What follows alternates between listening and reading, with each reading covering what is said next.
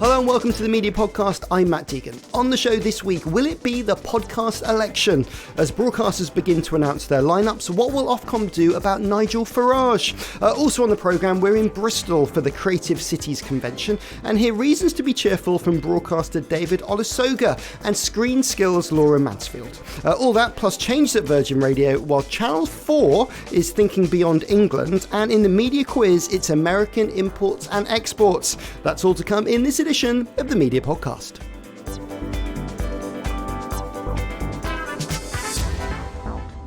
In the news this week, Hugh Edwards has resigned from the BBC. The news comes 10 months after the newsreader was suspended over allegations of receiving inappropriate images of a young person. Police later found no evidence of criminal behaviour. The US Senate has passed a TikTok bill aimed at banning the app in the country unless owners ByteDance cede control within a year. This week, we also saw the EU ban TikTok Lite, which paid users to watch certain content. Will this shift the influence that China has in the West? I guess we have a year to find out. And ITV's director of television, Kevin Ligo, has surprised viewers by revealing that Mr. Bates versus the Post Office lost the network £1 million. Speaking at the Voice of the Listener and Viewer conference, he also revealed that it brought 5 million new users to ITVX, so perhaps not a bad investment after all. Well, with me here in the London Podcast Studios, it's the return of reporter Ella Sagar from the Media Leader. Hello. Hello. So it's spring. You can't move for conferences at the moment. You had your own last week. How did it go? Yes, indeed. The Future of Audio and Entertainment on the Thursday, the Future of Brands on the Wednesday. All went well, all very hectic with lots of panels, lots of content left, right and centre, 3 stages. It went really well. Over 1,000 people. Well, I was very kindly invited to be on one of the panels where I was sort of upstaged by a dog. I saw this. It has never really happened before, but yes, interesting. We went around the table saying, who you are and what you do. And it got to me and I said, hello, I'm Matt. And as I said that, the dog on the stage turned and looked at me, which got a laugh. And so I had to sort of direct my answer to the dog. And it put slightly flustered by that, but it was all good. I've seen one of the official pictures of you stroking the dog while you're also obviously making an excellent point. It was very good. Why was the dog on stage? It was a support dog. Oh, yes. Of course. Yes. Got it. Yeah. And maybe with great media insight, who knows? But another conference event that was happening last night was the Guardian Advertising Awards. Any campaigns caught your eye? I think there were 2 in particular. There was a Nurofen one called See My Pain, which I think did a lot of work around the inclusivity side of things and making, because obviously pain relief can be taken for many different reasons. It could be for period pain, it could be for back pain, or by any number of people. So I think that was lauded quite rightly. And then the Google Pixel for its work around Women's World Cup is particularly close to my heart, and it has had that kind of group sponsorship of the men's and women's tournaments, but I think last year really went all out on that and pushed women's football to the fore a lot more. So excellent. That was great to see. Great. And also, welcome to the show.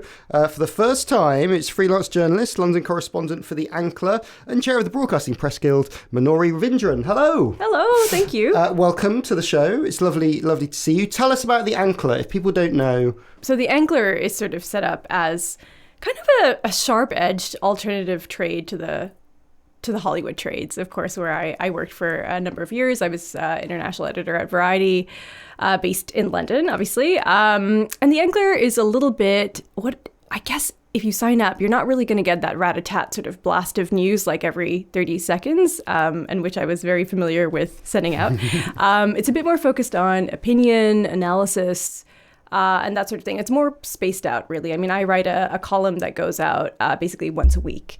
And it's a lot more focused on the UK and international. And I'm their first international correspondent, so they're trying to do a lot more slowly outside the US, effectively. That's exciting. How can people sign up? So it's a newsletter. It's a Substack model, effectively. So you can sign up. You can get some free newsletters. If you actually contact me, I've got a little code for like a 2-week trial that you can do. But if you do sign up, you'll get the newsletter. You can see like probably the first 4 graphs of a newsletter, and then And then that's like the taster, and then you've got to sign up. So it's all through newsletters, effectively. Great. Well, do sign up. Okay, we've been talking about elections for a few weeks. We even had a special about it a couple of weeks ago. But this is very much the time that broadcasters and regulators are getting their houses in order in preparation for the election. And up first, Channel 4 have announced their lineup for election night. Gone is the blend of comedy and entertainment that they've tried a few times. Manori, do you know who's on that lineup? Yes, well, very exciting, I thought. Emily Maitlis, of course, of Newsagents and formerly Newsnight. And what I thought was a really interesting addition, the Rest is Politics duo, so Alistair Campbell and Rory Stewart. I'll be watching. I think that's a quite inspired sort of addition. We always knew, I guess, that Goalhanger, which is the parent company of that podcast, would do something big for the election night. But I've got to say, I didn't have this quite on my bingo card. No, it's quite a tie-up. Yeah, it's quite interesting. And I think they could have maybe done something themselves, perhaps, with a YouTube live stream or something like that. I thought it was interesting. Goalhanger got a mention in the press release. So it isn't just Rory and Alistair, it's the show as well. And Ella, with probably a likely repeat of Ed Balls and George Osborne on ITV. Is this going to be the podcast election? Yeah, maybe. I think a lot of the broadcasters are taking notice of podcast as a medium. Podcast is moving into cinema now, as it's one podcast is doing a live stream of its event in cinemas around like 400 cinemas across the country. So it seems like podcast is going a bit more traditional, a bit more and also if people are looking at where people consume news, podcasting, social media, those sorts of things, it makes sense. I was talking to somebody at BBC News and they were saying they were quite interested by the Channel 4 announcement as it means their own podcasters might get more of a place on their own election show. Also, interesting, Emily Maitlis, as you mentioned there, is on Newsagents, obviously under contract at Global. Good to see her back on the TV. Do you think she could be tempted back for a more regular TV appearance? I suppose it's an interesting. It's so funny because I remember so the BBG, we did an event with Goalhanger like a few months ago, and it was always that thing. I guess it is kind of that question that you ask, like a podcast becomes so successful, it's like, do you go back to the screen or do you go to the screen? Is that like the next iteration of success? Is that what success looks like for a podcast? And it's almost like counterintuitive, isn't it? Because like they're all kind of coming off the screen because they want more freedom on via audio, and then we're like, we're seeing this migration back. So I'm not sure. I feel like Emily Maitlis is like, she's got her own thing coming out with she's got her own Video, TV drama right? coming out. Yeah, her own kind of side of what happened there with Prince Andrew and all the rest of it. I'm not really sure. I feel like she's kind of got the best of both worlds at this point. And obviously Hugh Edwards departing the BBC. Heard about that this week. Obviously that's going to affect the BBC's lineup on election night. Yeah. He was the highest paid reportedly of all of BBC journalists, but the election coverage is not going to look the same at all. And the May election, so the local elections, are going to be led by Laura Kuenssberg. So probably a bit of a test for her, whether she carries over into the proper election as well, I suppose. Potentially. I think she's got the Sunday morning Laura Kuenssberg show, which is I think doing quite well. But it is always, the election is the proof, right? And she's done elections before as political editor and that sort of thing, but maybe not in this kind of headline role. We will see. One thing I do want to say, I have to say, like Channel 4 with this, there's so much that's been said about Channel 4. I'm sure we will talk about Channel 4 later in the show as well. But I think that this was a real testament to sort of, I guess, just when you think of someone like, I guess, Ian Katz, sort of director of programming content and whatnot, this really is, I wonder how much he sort of had to, of course, these teams are completely separate. However, given his background in news, this is really something where he really shines, you know what I mean? And this is something where I look at Channel 4, it's like, finally, this is a win for Channel 4. This is good. I'd love to be a fly on the wall of that meeting where it was first being discussed and how, we want to get these people on, they have their own podcast and all these things, and maybe some people in the room are like, I listen to that podcast, I love that podcast, and other people you kind of have to bring over, and how that kind of convincing and cajoling happened, or was there any convincing and cajoling, and everyone was it unanimous? And also, if you're Channel 4, it is difficult to beat BBC, ITV and Sky at the election. I mean, they are such established places that you turn on election night. It's difficult for Channel 4 to cut through. And obviously, they've tried with comedy shows and different versions over the years. Well, did you see what Jacob Rees-Mogg had said? Because there was a piece in the Telegraph about supposed or potential left-wing bias of this election lineup, and he basically said, who cares? Nobody watches Channel 4 election night coverage, and what they say after the election doesn't matter. It's impartiality in the run-up to the election that's important, which is of course so rich. Well, maybe we're going to talk about but also, maybe he'll be involved in GB News' coverage. I was talking to someone, and I said, obviously there are rules about election coverage, but at 10 o'clock, when the polls close, if you are a politician, maybe you can just jump on in front of the camera and do your job. So we'll see what they do. Well, connected to that, Ofcom have ruled that Nigel Farage can host his nightly show on GB News during the election period, as long as he doesn't stand for election. Manori, Farage is still a member of Reform UK. He's honorary president. Is it okay to have him involved during the election period? Well, I suppose all we really need to consider is that screenshot that I've been seeing of him basically sat at a desk at with the backdrop and effectively looking very much like a newsreader, right? And so I think Ofcom has a serious problem on its hands in terms of what is news, what is current affairs, is this guy a politician? I mean, it's really, I'm not really sure. I feel like the lines are so blurred. Well, looking at the Ofcom data, the research suggested that viewers think it is news because it has news type things, just as you were saying. Backdrops there, it looks like a newsreader in that position, and then they sort of ignored that and went, it's kind of going to be okay, and back to this kind of news current affairs split. I mean, a lot of people, Ella, are saying that kind of Ofcom are in the wrong here. I think people are saying Ofcom needs to get a backbone. I think Andrew Neil in the House of Lords committee this week was saying, Ofcom does need to get precisely that. And then there is that history of investigations. I think it's 8 investigations are open, and about 12 have been where GB News has been found to have breached the rules. Ofcom says that GB News is working actively with them to bring in more compliance and that sort of thing. But if you keep on opening investigations, or if there are these kind of question marks of is it news, and it's called GB News, and if a consumer, any person on the street is kind of turning on a news channel, that's kind of what they expect to find. And so that's what my worry and concern is. And when I find it quite jarring when you see politicians, MPs, sitting MPs interviewing members of their own party about things that are happening at the moment, it does feel quite odd and taking that place of a journalist, when obviously they do have producers and journalists, and lots of research goes into the show to make sure that they're covering all those questions, but it's that need to be questioned. But I don't know how to square it, basically. I mean, there isn't an element of if you are Ofcom, you're thinking the world is changing, media consumption is changing.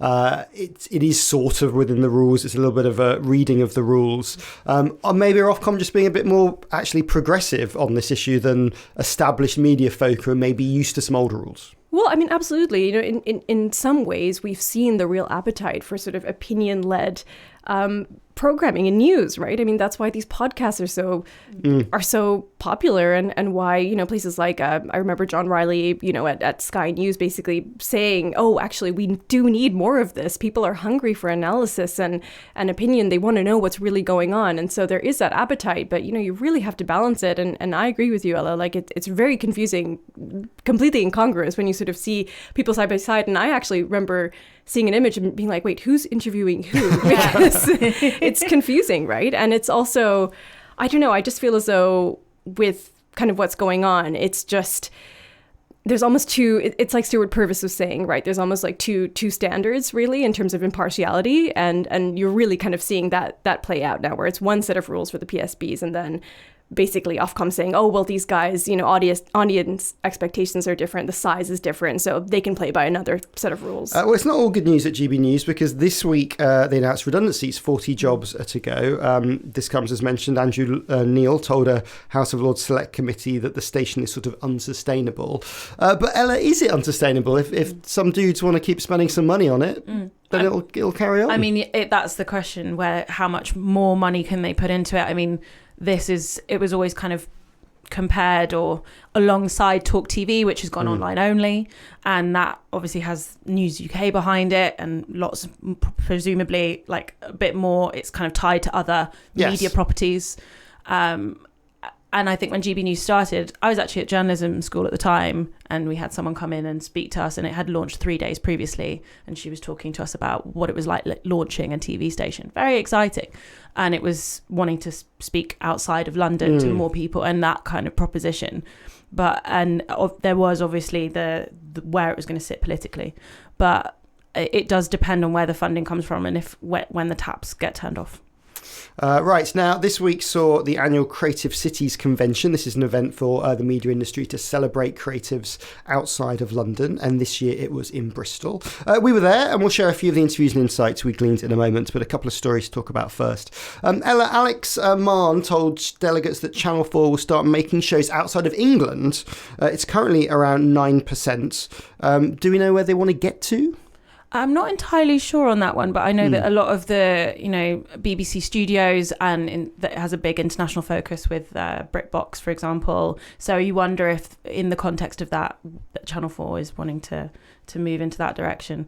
The BBC is sort of 16% outside of England. Obviously, if you're a producer in the UK feeling the pinch, the advice is to head to America. That's the advice of the bosses of ITV Studios and TV Indie Plimsoll. Manori, international is becoming more and more key to TV commissioning here in the UK. I guess sort of what they're saying is you need to get the cash from outside to guarantee a commission inside the country. I mean, I sort of had to laugh when I saw that in terms of what Grant Mansfield had said, because we have to really consider the source here in terms of Grant and Plimsoll and what specifically Plimsoll does. Plimsoll Productions is primarily a natural history producer, and to be fair to them, they have been extremely smart in, they basically went and set up shop in the US and properly had somebody there really kind of fostering those relationships, and that's what you need, really. You need somebody on the ground in America, in LA specifically, to be going to the streamers, to be going and just constantly having meetings and whatnot. And so Plimsoll did that, but also the US doesn't really have a natural history sort of production legacy in the same way that the UK does. And so what Plimsoll, they're very, that's what they do is really valuable in the US. They don't need to necessarily come over here and sort of talk to somebody, they can speak to Plimsoll in the US. And so I think Plimsoll has done that really right. But I think for him to sort of say, America is open to British producers. I mean, they're going through a really tough time over there as well, right? Like, this is an industry sort of kind of freezing period, kind of downturn. And so I'm not really sure we can say, oh yeah, definitely just go to the US and you'll be fine. I do feel as though a lot of British producers, and I noticed this because I moved here about 8 years ago, so I was an international editor of broadcast, and I remember kind of thinking, wow, a lot of the producers here are really focused on, the big five kind of broadcasters. Like, they're not, I noticed that many of them, there were some smart ones, of course, who would look outside of the UK and be on a lot of the PAC delegations and whatnot, but so many people have been so focused inwardly, and I think obviously now when you see that commissioning downturn happening, and some indies are really, really pinched, but I don't think there's any safety. I mean, if you look at Zigzag Productions, right, which is run by Danny Fenton, I mean, Danny was on every single delegation, going to China, going to Miami, wherever. Like, he was really on the front foot in terms of looking outside the UK for commissions, and they're having to wind the company down basically. So I don't know. I think it's just I think it's a little bit, I don't think it's right to say, oh, America's open for business. I saw Kevin Ligo speak this week at the VLV conference, and he was talking about Mr. Bates and other shows. And he gave some quite interesting numbers about ITV drama. And he said the cheaper end is about £1.5 million an hour, up to around sort of £2.5 million an hour. And at ITV, they would sort of go up to about £1 million an hour. So if you want to make some drama for ITV, you need to go and find at least £500,000 an episode from someone, maybe £1.5 million per episode, before you even then kind of break even with ITV's money. I mean, that's a challenge for UK producers to rethink their model, and just they've got to stop just talking to the people they've always talked to. Yeah, absolutely. And I think also the challenge is that it's not a problem that's faced by the big social media platforms, which all have user-generated content and where people are increasingly spending their time. So that is the difficulty that broadcast or commissioners, producers find themselves in, and that it's that kind of quality content that you do want to see more of. And so you'll see that maybe, I think I heard at one of our conferences that going forward there's just going to be less content because it is just so much more expensive to produce, but that hopefully should produce a bit more of a kind of scarcity value and more, and I write about advertising, so and more value for advertisers, but we'll see what happens. Okay, now over to Bristol, where we send the media podcast's Ollie Peart to see what he could glean from the convention floor. We start with historian and broadcaster David Olusoga. There is a cultural arrogance about London and television. There is a phrase that you still hear, which I think is a really unfortunate phrase. People will talk about London producers as if they were a different species, as if they had a skill set that was higher, more sophisticated than anybody else. And that mindset still exists, and it's a bit quieter these days. People don't say it as openly as they do. But the idea that people outside of London really don't quite match up, I think that's still there within the culture of television, and it needs to be broken, quite simply because it's not true and it's damaging. As a broadcaster, how are you finding the industry at the moment? There's a lot of production companies that find it particularly difficult getting commissions, but as a talent, I would imagine much sought after. How are you finding it at the moment with programme making? Well, I'm watching the industry I care about. I'm watching friends and colleagues really struggling. I work outside of television. Television is not the only thing I do, so in some ways it's easier for me. But it's really hard to watch an industry I care about going through times as tough as this. And I've been in the industry a long time. I've been through the 2008-2012 recession. This feels very different. This feels more like a correction, and I think it's more damaging. And what I'm going to talk about later is what I really fear and what I think the work done by Sky News and Beck 2 is already indicating, which, just as last time, the people who we will lose are people from minority communities and people from lower socioeconomic backgrounds. That's what happened last time, and I fear that's exactly what's happening now. A lot of the progress that we made in 2020 about diversity, we're a couple of hundred metres away from the statue of Edward Colston where that stood. A lot of the change we've seen in terms of ethnic and socioeconomic diversity and disability, I fear a lot of that is evaporating, and we'll only really notice that when the waters recede and we see the damage. The landscape of the industry has changed an awful lot, particularly even in the last 5 or 10 years. As a personality, how have you adapted to that individually, like taking on the sort of the digital side of things and social media and that kind of things? Have you had to change the way that you approach various projects because of it, or do you still do it as you did when you first made your first show back at the age of 27? That's a good question. I'm sure historians aren't the most up-to-date people. I spend most of my time thinking about the 18th century. I love social media. I think it's really valuable. I think it increases our voice. I'm very interested in working in other medium. And as I said, I don't just work in television, so I'm always comparing television with other forms and the cultures of other industries. The one thing about me is that I'm monomaniacal about history. Almost everything what I do is history. I just want to do it in as many places as possible. But TV history was what made me want to be an historian. So this is, in a way, probably a grand word, but somewhat sacred to me. Making sure that we can still talk about the world of history and our remarkable past using this medium. We're going to go through a huge potential political change this year globally. When those kind of monumental shifts happen, it can often change industry. How do you think that would affect the media industry with the changes that we're going to see across the world at the moment, and also the conflicts that are happening around the world? This moment we're living in, with conflicts all over the world, with more people going to the polls than ever in human history, I think the challenge is obvious, is that we need to fight for verifiable truth. Tim Davies said this about the BBC in his announcement a few weeks ago. I think our task is very, very clear. There's an erosion of truth, of shared, accepted reality, and this is the most powerful medium still. Very sorry to say that to people who believe television is dead or television is over. This is still a place that people go to be shown their world, to share stories. And I think our responsibilities are greater than ever. That was David Olusoga. I also caught up with Laura Mansfield, who is the newly appointed CEO of Screenskill, who I also spoke to about the commissioning slowdown in Factual.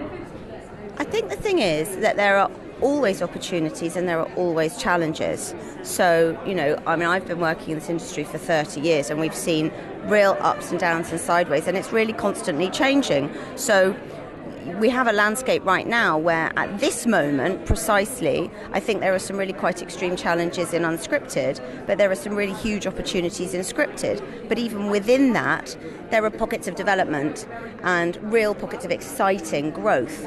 I think the broader trends are that we are in a global market, and I think the companies and the individuals that recognise that are putting themselves one step ahead.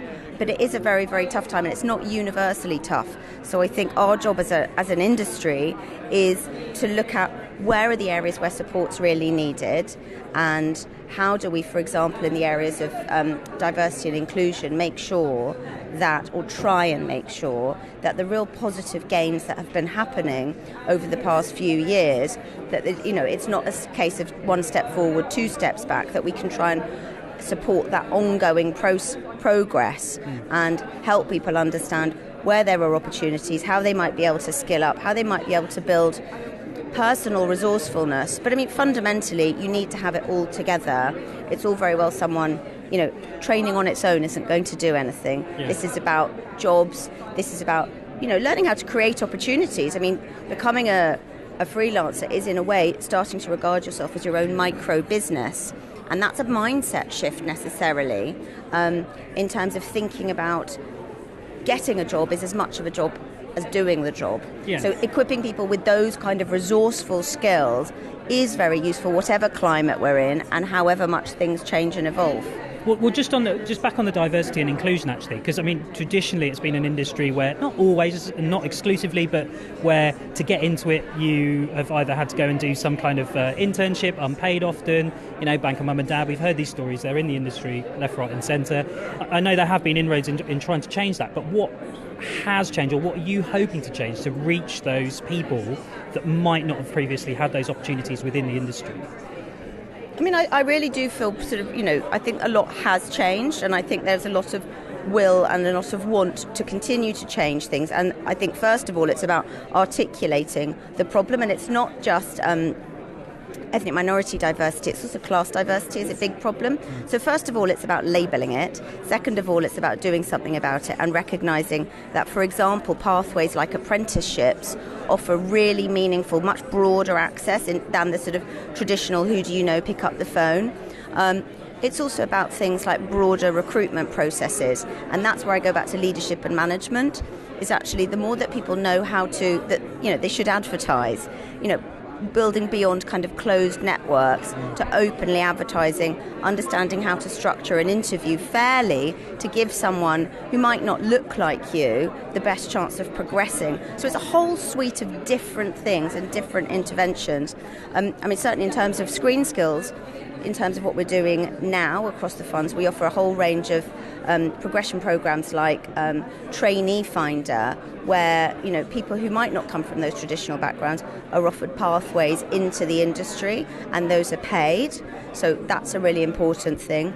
As we look forward, we've just announced this fabulous new partnership with Adobe Foundation. This is their first one in the UK, and they're very keen to help improve diversity and inclusion globally, with them giving us $250,000 to help boost some of the range of programs that we're doing, particularly about that sort of entry piece. So the Unscripted Fund are going to be accessing some funding to adopt a program similar to the HETV one that we do about a first break. So again, giving people from backgrounds that might not typically think, oh yes, television or film is for me, a sample of what getting into the industry might look like, as well as mentorships, workshops and so on. So it's about a kind of a range of different interventions. That's what we're doing with the Adobe investment, but that's what the funds are doing across the piece. And really that's where, as an industry, the crucial thing is for us all to work together. No one is going to solve this on their own, but certainly I don't think we can, any of us, be at all complacent, because overall, when you look round the rooms are still pretty hideously white. And just finally, actually, just to end on this, we can dwell on the doom and gloom, but is there anything that you're kind of excited about coming up in the next 12 months that we should all be getting excited about? I'm always excited about the creativity that producers, that freelancers, that broadcasters, streamers, that the whole ecosystem shows. For all the challenges, exciting things happen. You only have to turn on your telly or go to the cinema or play a game to see that there's massive creativity coming out. And sometimes from challenging times, from uncertain times, new mashups come out of things that you aren't expecting. So I think, games and those games engines, VFX, those different kinds of technologies, using them in unexpected ways and cross-genre is really exciting. And it challenges all of us to step out of our kind of categorization of how we've traditionally done things, not just Screenskills, but other organizations too. And it forces us to think, how can we play? How can we be more imaginative in terms of what we put together? So I think the UK is a pretty amazing place to be a creative. And yes, it's tough, but I think if we pull together, we can get through this.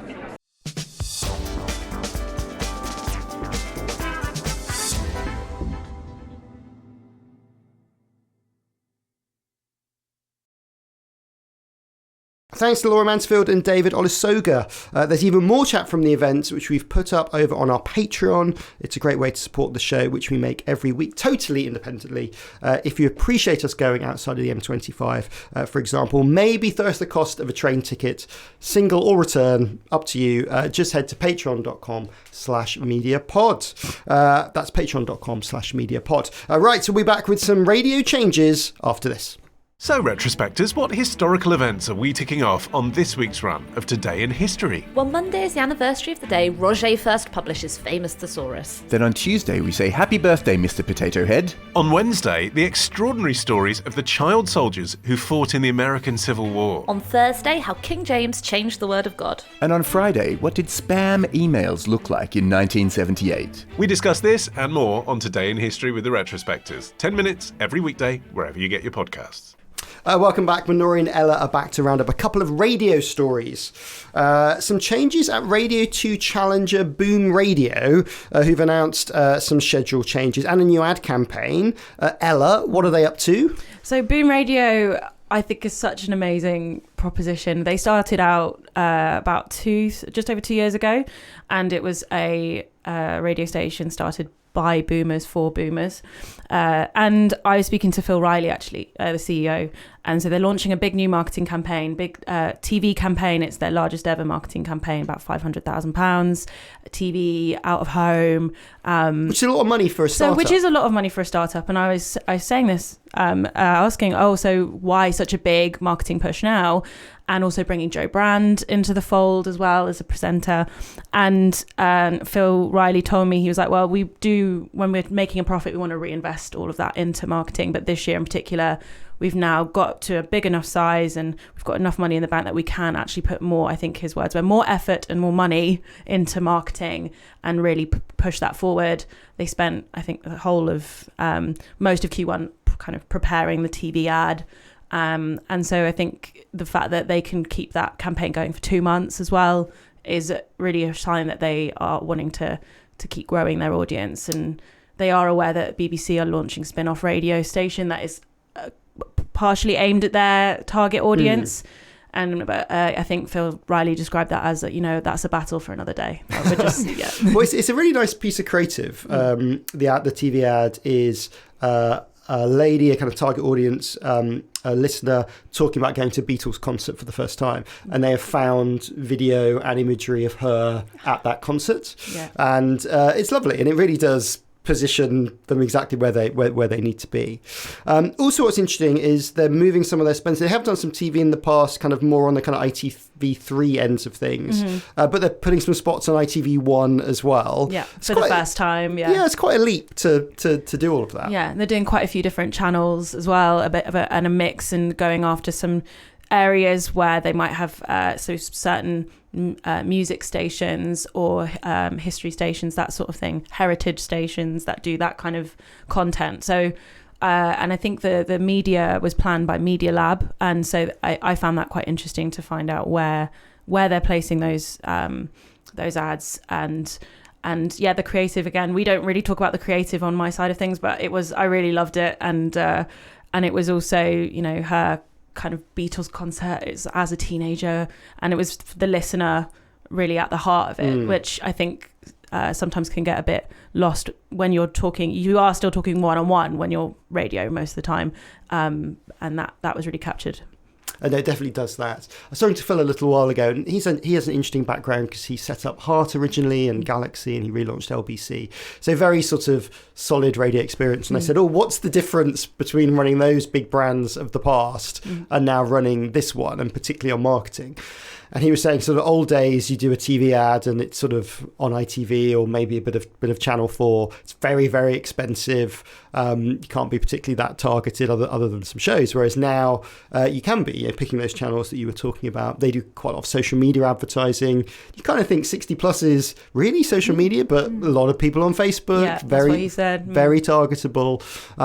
And it just shows kind of the flexibility, doesn't it, that you can, that these new media operators can pick and choose to reach their audiences. Yeah, 100%. Yeah, I mean, social media is, when you kind of, just going back to what we were talking about before in terms of GB News, if you look at the results, right, like the ratings are absolutely in the toilet and they're losing money, but look at the social media reach, like that's what they're really leveraging. And so, yeah, social is nothing to Worry about, yeah. More radio news. Virgin Radio, this is News UK, Virgin Radio have a new weekend lineup. Angela Scanlon is joining the station. Again, Radio 2 name that covered some weekends on occasion, I think. She's not a bad fit for Virgin, is she? No, I don't think so. And I think that's, again, there's a bit of a trend of BBC Radio talent moving over to commercial. I mean, we've had Jordan North move over to Capital Breakfast and that sort of thing a bit earlier. So yeah, that seems like a good addition, and we'll see how that all kind of pans out. And it's always interesting to see the radars and what happens when people move stations, and if there is a bit of a carryover. Like last year with Ken Bruce was an absolutely huge. Like he took so much of that BBC Radio 2 audience with him. And the other change is on Talk Radio. So this is a little bit of Talk TV being wound down a little bit, or being sort of moving the money. It was sort of a lot based on a lot of Talk Radio output. So the shiny stuff sort of went on the evenings on the telly, but that still got broadcast on the radio.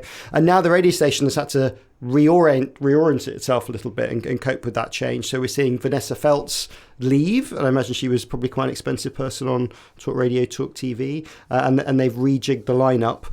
Do you think that's likely to affect Talk Radio significantly? I think Vanessa Feltz was definitely a name on that, and an attraction. And you do get that bond with your hosts, and so there might be, but it's hard to say, and it depends on how the new lineup does. And so, yeah, she was definitely someone to watch out. I'll be interested to see where she goes next. Yeah, so she was Radio 2, BBC London, and then sort of took the big money to move to Talk TV and Talk Radio. So it'll be interesting to see if she pops up. And then they've moved Mike Graham, who was quite a sort of legacy Talk Radio presenter, back to breakfast when the TV side isn't as important for them anymore.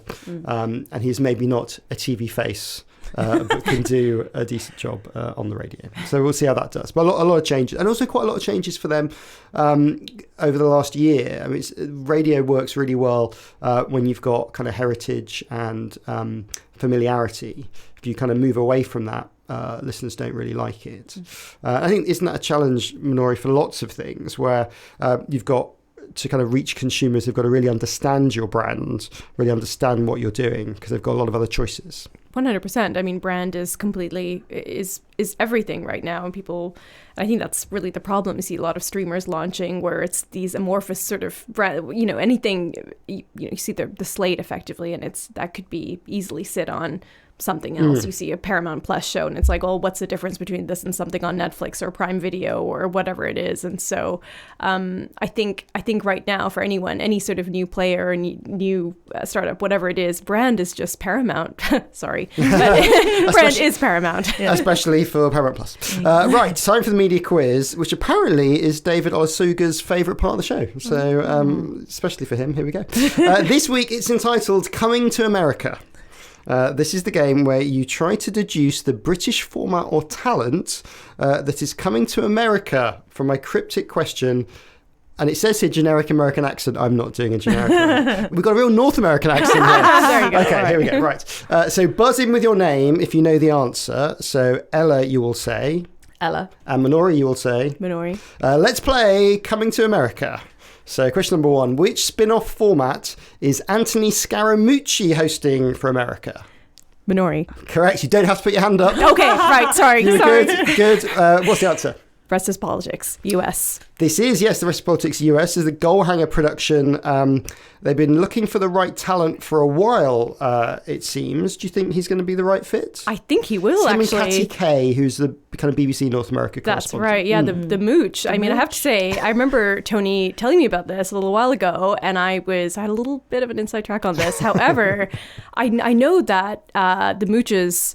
Probably should say Anthony. Anthony's, he was on Leading, wasn't he? Basically, yes, and one of the other podcasts. That's right, and that was excellent. I think he did a really good job, and he's a very listenable person. He is. He really is, and I think he's kind of had a little bit of a capital J journey himself, and so bravo. I think that's a great fit. So a lot of things are judged in American politics now in Scaramucci's. So like how long he lasted as the press secretary. So hopefully he will last a number of Scaramucci's on this show. Long may he mooch. Yes.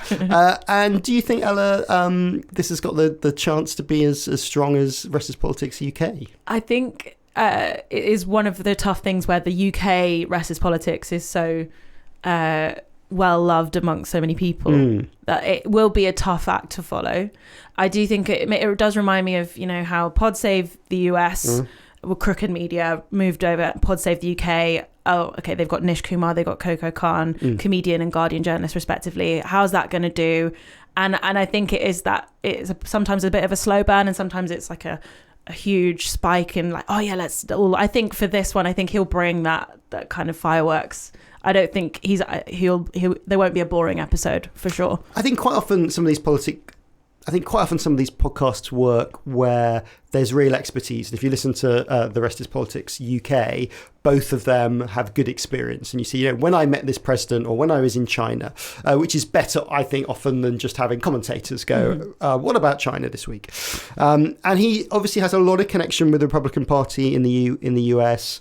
Katty, less of an insider. Do you think she'll be a good balance to him? I'm not going to lie. I don't know so much about Katty Kay. However, I do, just in terms of the point about being an insider, I think again, this is what we call lived experience, which is, of course, so important in so many parts of media, but certainly in terms of podcasting as well, right? It's really hard to argue with someone when they actually have, they've been there, they've been in the room, they've been at the table. And so that provides such an interesting sort of viewpoint. It's just a matter of like how much they can really kind of go there, just as journalists do, right? So, America launched there. Someone else who's off to America is Joe Lycett. So question number 2, what is Joe Lycett up to in America? Ella. He's going to all of the different Birminghams, or maybe not all of them. I think that would take quite a long time, but several of the Birminghams in the US. He's off to 18 different Birminghams. Oh, so you had it, Manori. The one figure I had in my mind. Doing a kind of travel man style series, we think. Joe Lycett's enjoying quite a purple patch at the moment. He is, yeah. He's he's confusing a whole lot of late night show, confusing journalists, and sort of making our lives more difficult. Changing his name. I adore Joe Lycett, and I think he did an interview. It was on podcast with Gary Lineker, and with a very provocative title, and then it ended up being about the whole sewage situation in the UK. And I think he does know what goes viral, and he's very good. He's also, I think, he's an excellent presenter. We'll see how he does in all the Birminghams. Right, question number 3. What do Helen Mirren, Piers Brosnan, and Ben Kingsley have in common this week? Ella? Yes. Are they all going to be in the cast for a new show for the book of Thursday Murder Club? Yes, the film of the book. The film of the book. This is Richard Osman, Rest Entertainment presenter Richard Osman. Yes, the first people have been announced, but not the lead yet. So apparently the lead is still in discussion. Helen Mirren is not the lead. No. Wow. So I think we find out later on, maybe next week, who the lead will be. That's not a bad cast, though, is it? Already for a big new show. Richard Osman must be over the moon and ready to count the cash. He's already got 4 best-selling books now, so I think he's already doing pretty well for himself. Yes. Free marketing via Restless Entertainment. Right? Yes, they're very, very good for that as well. Okay, that makes Ella our winner today. Congratulations. Well done. Very, very good. And as a prize, you'll be devising our impartiality rules about the election. Yay. Okay, for the media podcast, very important. Please report back, Sue. Thank you very much. My thanks to Manori and Ella. Where can listeners keep up on your work, Ella? So I'm the audio and out-of-home reporter on The Media Leader. We have a website, themedialeader.com. We've got a newsletter as well and a podcast. So, yeah, if you type in The Media Leader and any of those things, I'm sure that you'll find us. Where you're listening to this one. And Manori, how can people keep up with your good work? Oh, thank you. They can subscribe to The Angler. They can also find me in Broadcast and Screen International. So, yeah, a few different outlets. Excellent. Thank you both. Thank you. Well, that's it for today. Remember, there's 25% off your first booking at the London Podcast Studios, where we record our show every week. Just use the code MEDIAPOD when you head to thelondonpodcaststudios.com. For 25% off, use the code MEDIAPOD. If you're new to the show, remember to hit follow in your podcast app of choice. That way you get a new episode every week. My name is Matt Deegan. The producer was Matt Hill, with support from Ollie Pitt. It was a Rethink Audio production, and I'll see you next week.